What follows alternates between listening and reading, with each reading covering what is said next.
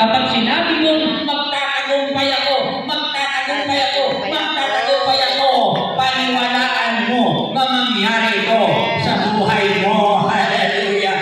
Hallelujah!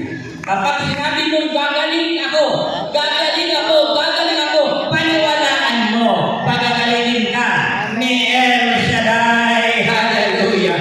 Hallelujah! Amen po ba? Amen po ba? May isang inosente. Nakikinig ba ba kayo? Tingnan mo siya nakikinig. Ang ibang tingin sa akin, parang galit eh. O baka nalitago na kayo. Sabi sa katabi mo kapatid, makinig ka ng maigi. Okay, palakpakan natin ang malakas ang Diyos. Hallelujah.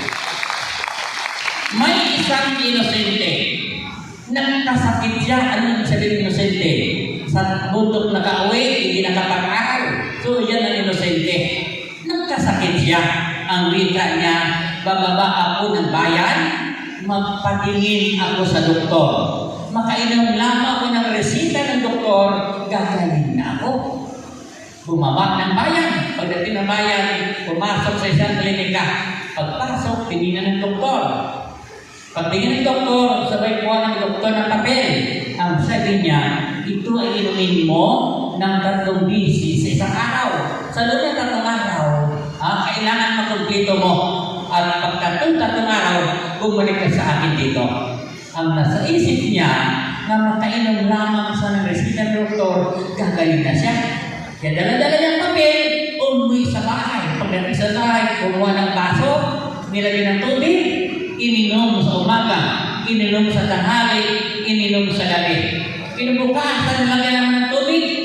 Pagdating na 3 araw, lumakas siya at bumalik sa doktor. Ang sabi ng doktor na bumalik siya, kumusta? Ano, binili mo ba ang gamot sa butika para inumin? Hindi mo. Hindi ba sinabi mo na inumin ko ng 3 bisis ito sa araw? Ang resita doon, ininom ko. Alam mo doon, malakas na ako. Bakit? Sapagkat kung anong iniisip mo, binabanggit mo, mangyayari sa buhay mo. Hallelujah! Hallelujah! Amen po ba? Amen po ba? Alam niyo si Kristo, buong lugar ang kanyang puntahan, siya ay naghihimala. Siya ay nagmimilagro. Bakit? Ganun ang ating Panginoon. Buong lugar ang kanyang puntahan, naghihimala siya. Kaya sa gabi nito, ako'y naniwala, lahat na nakalito, maghihimala ang Diyos sa buhay natin. Hallelujah! Kung malakpak ng malakas, naniwala maghihimala ang Panginoon. Hallelujah! May itatanong ako sa inyo. Ano ang pag-iba ng milagro sa himala? Ulitin ko tanong, bakit hindi nakuha? Ano ang pag-iba ng himala